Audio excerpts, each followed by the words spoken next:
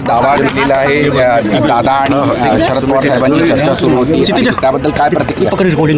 त्याबद्दल आमची काही चर्चा प्रतिक्रिया नाही आहे. आदरणीय अजितदादांनी कोणत्याही पद्धतीनं कोणत्याही लोकप्रतिनिधींशी आणि आमदारांशी चर्चाच केली नव्हती आणि त्या बाबतीत आम्हा कुणालाही काही कल्पना नव्हती. मला वाटतं नुसत्या वायफळ चर्चा या ठिकाणी सुरू आहेत. अजितदादांच्या अपघातापूर्वी अजितदादा विदर्भातल्या धान प्रश्नाच्या संदर्भात सही करण्यासाठी थांबले होते. जर ते थांबले नसते तर अपघात झाला नसता असा देखील दावा केला जातो. मला वाटतं अनेक फाईल असतील, त्याच्यामधल्या विदर्भातल्या फाईलचा काही संबंध याच्याशी आहे असं मला काही वाटत नाही.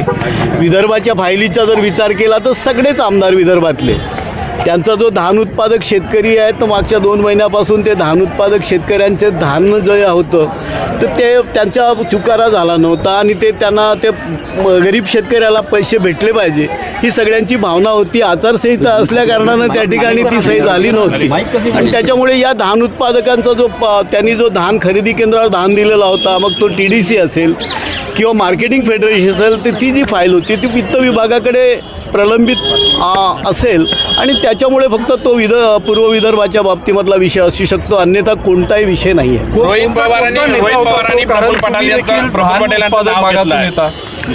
मुळातच मी सांगितलं, आमचा जो सामान्य लोकांचा प्रश्न होता किंवा सर्वसामान्य शेतकऱ्यांचा जो प्रश्न होता, आम्हाला वारंवार शेतकऱ्यांचे जे येत होते की साहेब मागच्या 2 महिन्यापासून आम्ही धान दिलेलं आहे, केंद्रावर धान दिला आहे, आमचे पैसे भेटले नाही, जी हा सर्वसामान्य शेतकऱ्यांचा प्रश्न होता ना, तीच फाईल होती. या व्यतिरिक्त कोणती पण फाईल नव्हती.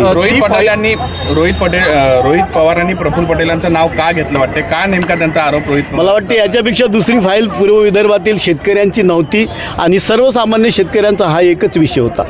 थँक्यू.